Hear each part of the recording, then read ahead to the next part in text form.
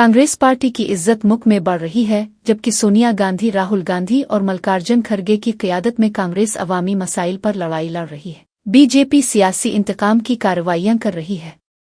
BJP Congress क़यादत को हरासा करने की कोशिश कर रही है ताकि उन्हें कमज़ोर किया जा सके, लेकिन नरेंद्र मोदी और अमित शाह को ये मालूम होना चाहिए कि हर भारतीय शहरी गांधी खानदान के साथ है, जो मुल्क की आज़ादी और यकजहती के लिए जानों की कुर्बानियां देते हैं।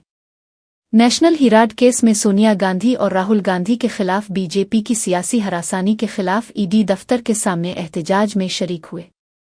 मोदी हुकूमत कांग्रेस के अहम रहनुमाओं के खिलाफ इंतकामी सियासत कर रही है, जिसके खिलाफ बीजेपी के खिलाफ एहतजाज जारी है। देश में आज गांधी फैमिली के ऊपर साजिश हो रहा है। ईडी को सामने लगा लेके कांग्रेस को बदनाम करने के लिए कोशिश रहे, मगर हम इसको नहीं चलाने देते। देश की पूरा जनता कांग्रेस का साथ है, गांधी फैमिली के साथ है।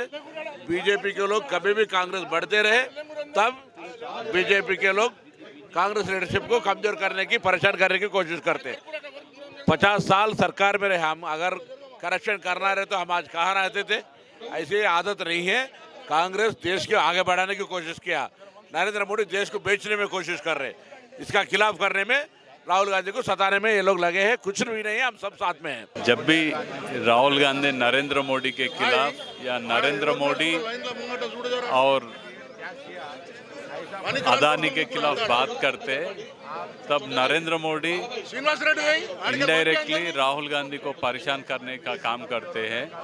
आजकल राहुल गांधी गुजरात में जाके गुजरात में सभी कांग्रेस वासियों के साथ काम करने का काम शुरू किया।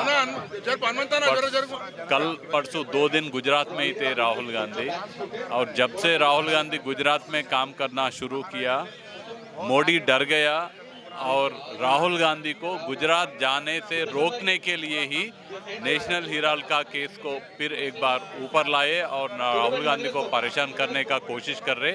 लेकिन जब राहुल गांधी से उनका